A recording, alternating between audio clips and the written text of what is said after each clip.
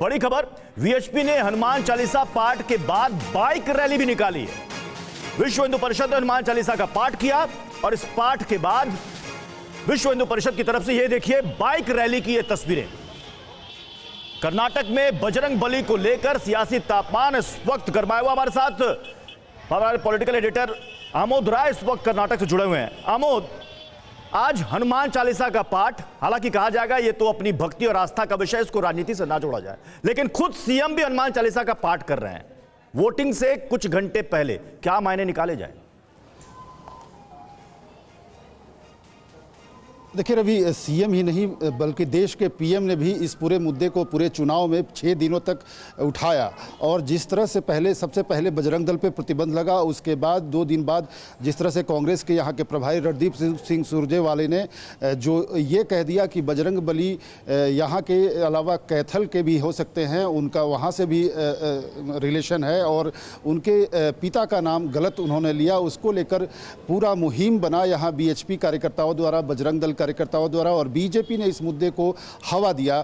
चुनाव है, निश्चित तौर पे इससे पोलराइजेशन की कोशिश होगी और जो हिंदू वोट बैंक है बीजेपी का, उसको कंसोलिडेट करने की कोशिश होगी। और उसी के तहत आपने देखा होगा 3-4 दिन पहले भी, जिस दिन सुरजेवाला ने बोले थे, उस दिन भी पूरा बीएचपी और बजरंग दल और बीजेपी के तमाम नेता मंदिर में गए थे और हनुमान चालीसा पाठ किया था। और आज मंगलवार है, आज तमाम लोग हनुमान मंदिर जाते हैं और आज भी उसी के विरोध में आज यहाँ बड़ा पाठ किया जा रहा है। यहीं नहीं, पूरे देश में। दरअसल कर्नाटक का जो चुनाव है वो इस पूरे मुद्दे पर आकर इस वक्त सामने है। वो मुद्दा है बजरंग दल वर्सेस पीएफआई, लेकिन बीजेपी ने बजरंग बली से जोड़ दिया है। बजरंग दल को दरअसल कांग्रेस ने अपने मैनिफेस्टो में बैन करने की बात कही। विजय शंकर तिवारी, मैं आपके पास आ रही हूं, जो प्रवक्ता हैं आप वीएचपी के, आपको क्या लगता है कि ये जो लड़ाई है, मुद्दों पर तो बात हो नहीं रही कर्नाटक में, सिर्फ इस पर जाकर फोकस हो गई और बजरंग दल को बुरा लगा है कि हमारे अंजनी पुत्र का अपमान किया गया है, इसीलिए ये हनुमान चालीसा हो रही है?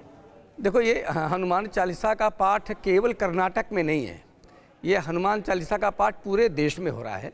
और उसका हेतु आपके ध्यान में आ गया कि पीएफआई जैसे एक दुर्दांत संगठन, आतंकी संगठन, भारत में केंद्र सरकार ने जिस संगठन को बैन कर दिया है और उसके करतूतों के कारण बैन कर दिया है, देश भर में कितने ही दंगों में उसका हाथ पाया गया है, कितने दंगों में और उसके लिए पैसा उसने मुहैया करा है, कितने बम विस्फोट किए हैं, ऐसे संगठन के साथ तुलना करके और कर्नाटक में कांग्रेस सरकार ने कहा, कांग्रेस पार्टी ने कहा कि अगर हमारी सरकार बनेगी तो हम बजरंग दल को बैन करेंगे।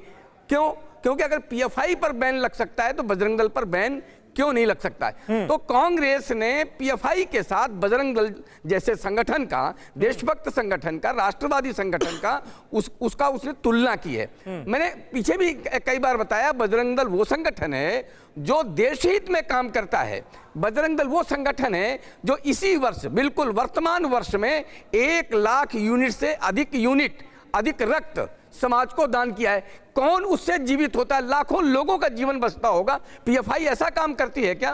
कोरोना के समय यही बजरंग दल, जब लोग अपने घरों में बैठे हुए थे, जब अस्पतालों में थे, लोगों की मृत्यु हो रही थी, तब लोग निकल नहीं रहे थे। ये बजरंग दल के नवयुवक हैं जो लोगों को खाना पहुंचा रहे थे, दवाइयां पहुंचा रहे थे। अगर कोई हताहत होता तो उसको लेकर सौदागर तक जाते थे।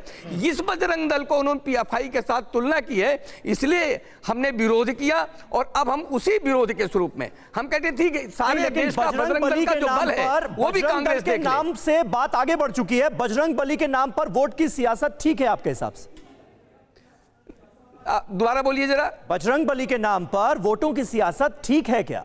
मैं कहता हूं जो भी इसका लाभ उठा सकता है, पार्टियां उठाती हैं, पार्टियों का काम लाभ उठाना है, लेकिन हम कहते हैं बजरंग दल भगवान महावीर, भगवान बजरंग बली के नाम पर है, उन्हीं के आदर्शों पर चलता है, उन्हीं के काम के लिए है, तो उसके नाम के लिए सारा देश एक साथ आ जाए। जिसको आना है, हमने नहीं कांग्रेस वाले नहीं आ सकते हैं, हमने नहीं कहा कि दूसरे पार्टी वाले नहीं आ सकते हैं, आइए ना सब लोग, आप सब लोग आकर हनुमान चालीसा पाठ करिए। इसीलिए हम आह्वान किया, हमने सारे देश के लोग मनोवैज्ञानिक हैं। डॉक्टर कपिल, क्या कहेंगे आपको? और जिस तरह से धर्म को लेकर बातें हर चुनाव में हम देखते हैं, कर्नाटक चुनाव प्रचार में भी धर्म का बोलबाला नजर आया, बजरंग बली को लेकर बातें हुई, बजरंग दल से बजरंग बली पर जो पूरा मुद्दा था वो शिफ्ट होता हुआ हमने देखा। कैसे इसे देखते हैं आप, क्या ठीक है? इसीलिए आज की डेट में लोग पॉलिटिक्स और पॉलिटिशियन से डिस्कनेक्ट हो रहे हैं, क्योंकि आज हमारी एजुकेशन सिस्टम इतना आगे बढ़ चुका है कि पर ये पॉलिटिकल पार्टी है, ये फिक्सेटेड है इतनी छोटी छोटी चीज़ों में।